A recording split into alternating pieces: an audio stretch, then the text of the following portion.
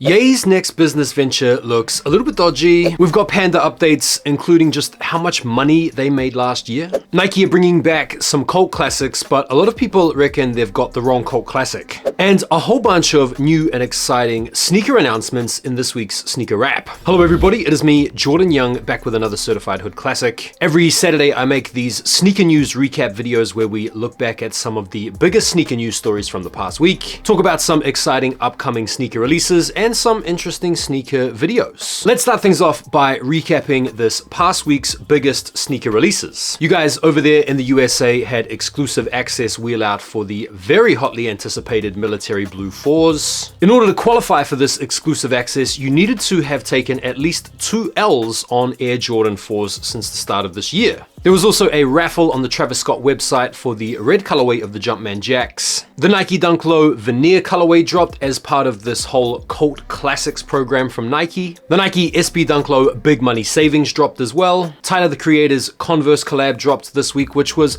a pretty cool collab because it gave us all access to some of the stuff that he did with LV, but in Converse form. Nocta and L'Art de la Automobile released their streetwear collection. The New Balance 1000 saw a re-release, I want to say, after New Balance announced Dave as their latest ambassador. And we also had the Air Jordan 3 Georgia Peach drop. Did you guys pick up anything from this week? Feel free to let me know. All right, let's get into the news. And one of the biggest stories of the week involves Kanye West. He came under massive fire this week from his Christian followers following the announcement that he is going to be starting up his very own adult film studio. He posted a video on his Instagram saying Yeezy PRN is coming. This video was later removed or deleted and his account suitably banned. And the latest news is that the announcement of the studio has been getting the seal of approval from industry insiders. Mike Mosney, who has his own adult film studio, shared his excitement about the potential for West's planned Corn studio while speaking to TMZ. He gushed that the studio could upend the adult film industry and be like nothing we've ever seen before. Now we know Ye has a history with porn. You guys will remember the video that surfaced of him showing to Adidas execs. According to a Rolling Stone expose that came out not long after the part with Adidas, former employees of Adidas said that Kanye would quite regularly show when he was interacting with staff members. And even Ye himself has admitted to being addicted to. He's blamed it for destroying his family, he's called Hollywood a brothel, and so it appears to be the height of hypocrisy to now be contributing to the very thing that he has so vocally denounced in the past. It's also massively at odds with his ostensible Christian faith. I mean, this guy made a gospel album. He regularly talks about and promotes Jesus and his Christian faith, and so a lot of people now are at the point of giving up on defending him. But there could be a twist. Is this really an adult studio? Is he really about to chuck his missus on film and do an Adam 22? Or is this just more clever marketing to get himself in the public eye once again? I don't know. Feel free to let me know what you guys think down below. The latest from the Panda situation. If you guys aren't up to speed with the whole Panda situation, feel free to go back and watch my video that I made earlier in the week covering this topic. This news is massively pertinent to a huge subsect of sneaker culture. Apparently, Panda activities had expanded to over 20 different cities across China. The company involved over 2,200 employees with a warehouse area of over 100,000 square meters, which is the equivalent of 20 football fields. On April the 11th, an enforcement team of around 200 personnel from various levels of public security in Shanghai with assistance from local law enforcement agencies simultaneously raided Panda's operating premises. Panda was promptly brought under police control and over 30 key suspects were subjected to criminal coercive measures on the same day. Some of these people are still in custody as I speak. Now, Panda themselves said that they would be back and operational by the 18th, but this has not happened yet. Panda accounts have been frozen, and so a lot of people out there have got lots of items in the warehouse that they can't get refunded for that are about to be collated, stock checked, and seized, and I'm gonna say probably destroyed. Now, the extent of the whole Panda operations were uncovered by a preliminary audit, which seems to suggest that Panda's revenue from operating counterfeit businesses overseas amounted to a staggering 39 billion yuan, which is something like $5 billion US.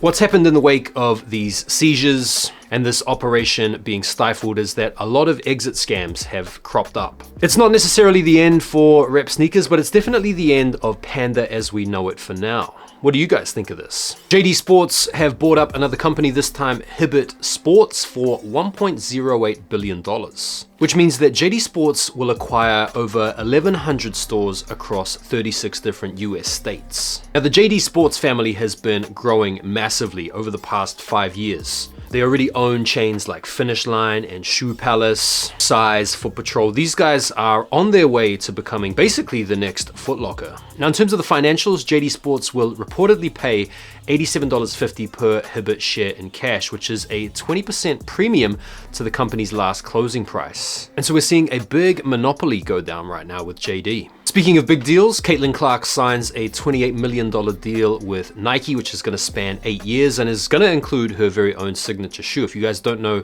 who Caitlyn Clark is, she is an Iowa University sharpshooter. She's pretty much propped up these days as the equivalent of a Chef Curry, having crazy range, crazy skills, and crazy scoring power. Nike Air Max creative director Dylan Rash leaves Nike after 14 years of service. This is the guy responsible for designing cult classics like the Roshe Run, in more recent times the Air Max Scorpion, the 270 React. And in his farewell post, he left it a little bit cryptic at the end there. He said, after 14 years, this was my last week at Nike. I have made the tough decision to part ways with the brand and open myself to a new chapter. Eternally grateful to all the individuals and teams I had the pleasure to work with over the years. Some projects I was proud to be a part of. Hey, what does that mean? Some projects I was proud to be a part of? Right, before we get into some exciting new sneakers, and there's a whole bunch of new sneakers to talk about, I want to talk about this. This is the Nike poncho that transforms into an actual tent. Where has this been forever? I mean, I can't believe we're finally getting this product in 2024. This is the Nike ISPA NRG Metamorph poncho. Comes complete with collapsible poles, an event cover, and it's an actual thing. This even has a price. This is going to be priced at $620.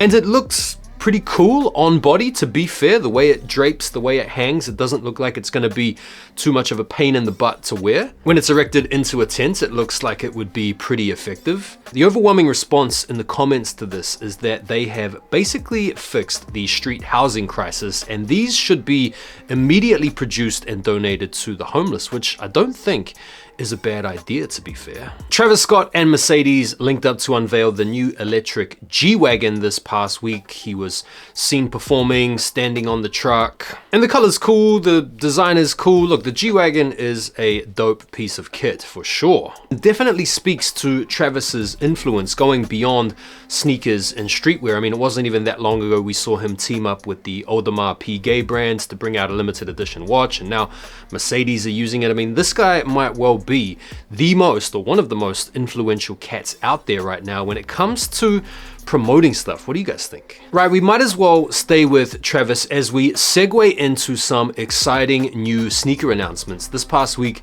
we got a detailed look at a cream version of the Jumpman Jack, which are supposed to be releasing, at least according to these accounts here from Streetwear Stockmarket, sometime in 2024. And these look really nice, really clean. I mean, it was a predictable colorway to come out as part of the new Jumpman Jacks series for sure. You've got a mixture of the creamy underlays and the white leather overlays. Really simple, really clean, really wearable. And what was interesting about this set of images that released is that they seem to debut a new logo on the back heel. We're not getting the cactus face or the Jumpman logo or anything.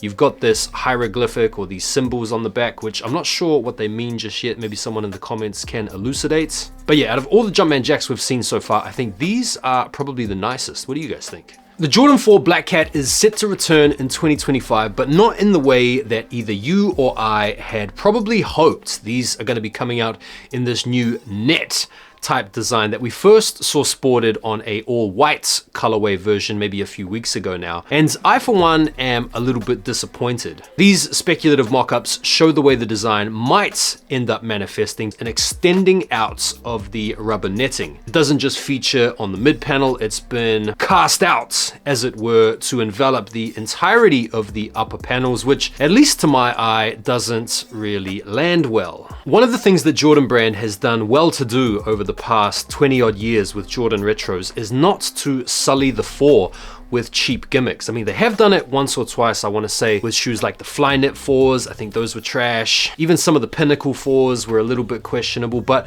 unlike what they've done with the Jordan 1, they haven't overplayed the gimmicks on the Jordan 4. They've kept the integrity about them, and this type of experimentation, at least to my mind, doesn't really do the 4s justice. Now, granted, if you do squint and look at them, you can't really tell the difference, and if you did cop these and walk fast, then no one would know. Or if you got some baggy cut jeans, you also wouldn't know. But what happened to the SB4s that we were supposed to get? We've seen Eric Costin wear testing them, we've seen the samples out there, we know the whole SB4 is a huge hit. Why couldn't they have just binned off this idea and given us the Black Cat 4 SBs? LaMelo Ball has come under fire this week for some flagrant copycat action with his latest Puma lifestyle shoe. These are being called the La France Amour, and look, at first look, you already know what these are doing. These are flagrantly copying a copy. These are obviously originally based on the Osiris D3, which over the past few years has seen a resurgence in popularity. It was preyed upon by Lon Von, who made a very successful copycat of that Osiris, and now LaMelo looks like he's doing the same thing. If you divorce yourself momentarily from the obvious flagrant copycat action that's going on, these are pretty cool. They're chunky, they're trendy, they've got the fat laces, they're definitely of the moment. I'm certainly not going to buy them, but can you really blame LaMelo for doing that? What do you guys think?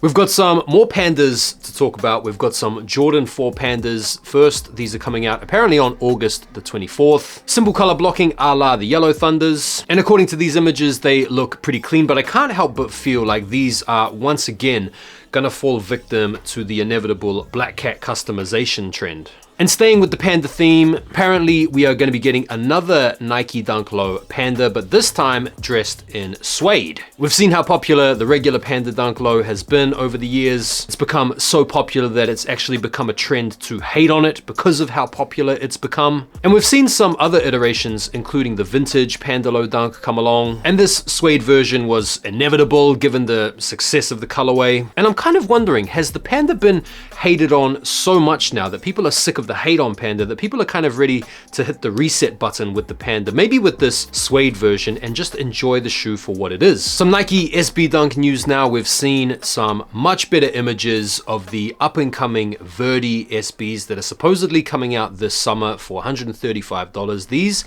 are pretty wild. The colorway is out there. The materials are pretty crazy. They're inspired by this plush toy made by Verdy, and they feature these different pastel colorways, including some pinks and some greens and some yellows or some off-white action. They come with this really cool keyring that I think can double as a lace doubre. They've got crazy custom insoles. They kind of remind me of the Baby Bears or the entire Bear Pack, or maybe the Grateful Dead Bears. The crazy fuzzy material on the mid panel, the ankle collar and the tongue. It's one of those crazy pairs that you're either gonna love or you're either gonna hate. Right, let's talk about some Adidas Gazelle news, and I want to start off with this story that was really popular here in the UK this week. Earlier on in the week, Nigel Farage made a TikTok, which is cringe enough on its own, kind of dissing Sunak for spoiling the samba, but in the same video he made, he was rocking some Adidas Gazelles, very proudly saying that he was a Gazelle man. And this has since turned a lot of the UK population off the Adidas Gazelle, because anything that Farage touches, according to a large swathe of the British population, is an act of perceived terror.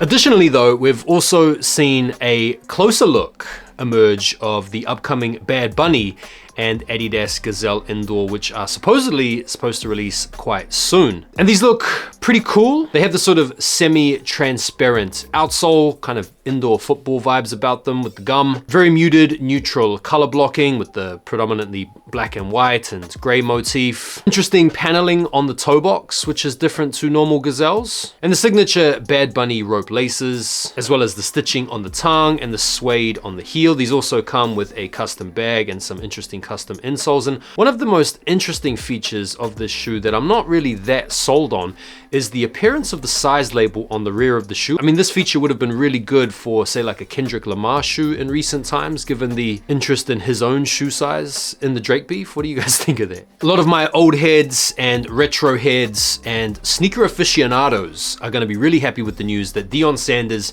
has officially announced the return of the DT96. Really cool shoe, Really cool design, really iconic colorway. We've seen iterations of this shoe play out recently on the feet of LeBron James with his PE LeBron 21s sporting the same design and color motif. In fact, LeBron was seen the other night playing in a red version. And the promo hits hard, really cool stuff. Great to see Nike and Dion friends again. We've had some more Jordans announced for 2025. It's going to be a pretty hectic year for Jordans next year, but these are being called the Hydrogen Blues, and these are supposed to be dropping next summer.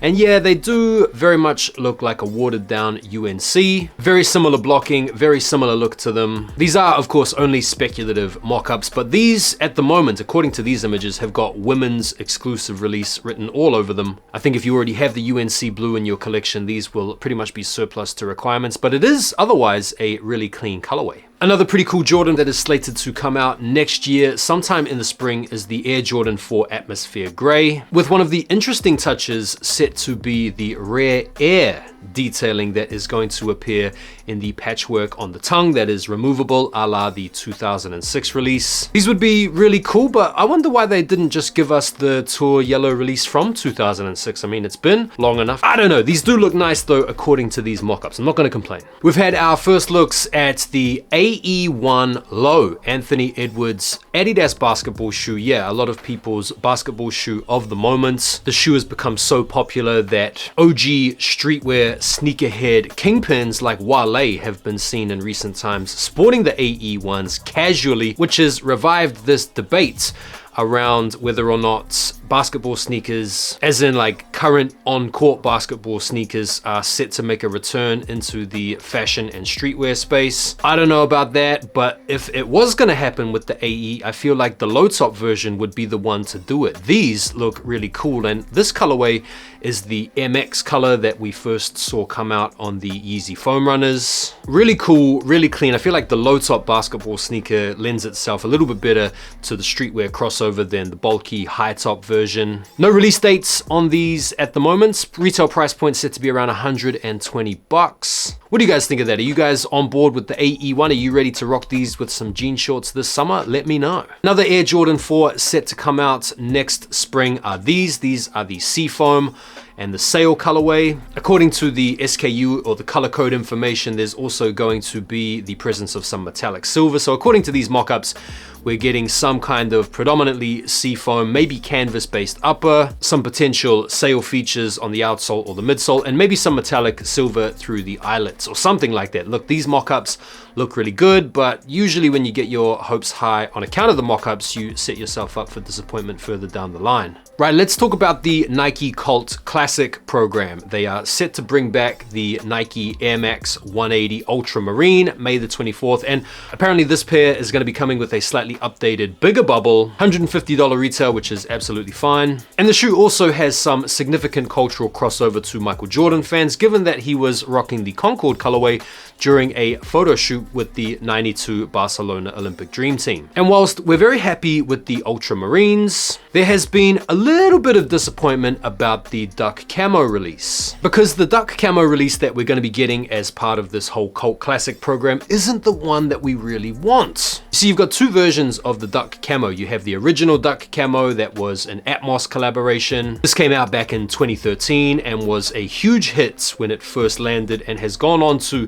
continue to be a huge hit with sneakerheads over the years if you look at the consistent high resale prices. But then we got the reverse Duck Camo back in 2020, which are so similar for sure. The only difference is that there's a little bit more infrared around the ankle collar where there would normally be the black. The Air Max panel on the side is a different color. Look, it very much is splitting hairs, but this one that we're getting a retro of is not the Cult Classic, at least in my opinion. I feel like we got the wrong Cult Classic here. What do you guys think about that? We've had our first looks at the Foot Patrol New Balance. If you guys don't know Foot Patrol, these guys are based here in London. No release date information currently available, nor any price information. Although according to Luke Matthews from Foot Patrol, who is responsible for sharing these images, these could be hitting shelves quite soon. They have a two-tone blue-green mesh with the upper, complemented by classic silver and gray overlays, and just a little splash of teal at the rear of the heel clips. And the sole units are finished in a light beige. Nice looking shoe, very clean colorway, very understated. Foot Patrol collabs are usually pretty clean. This one's no exception. What do you guys think? Right, let's finish off by talking about what is upcoming this week. I'm going to be bringing out a video talking about all of May's big releases, so stand by for that episode. We'll just finish it off by talking about this month's last big release, which is the Travis Scott Jumpman Jack. Retail price point $200. You want to be keeping an eye out for all of the available raffles. They're going to be dropping alongside an entire Travis Scott Jumpman Jack apparel line. Not going to be easy. I've seen rumors of the stocks situated around 100K pairs, meaning that they're not going to be easy by any stretch of the imagination to get. And because this is the first release of the Jumpman Jack, you can bet that they really want these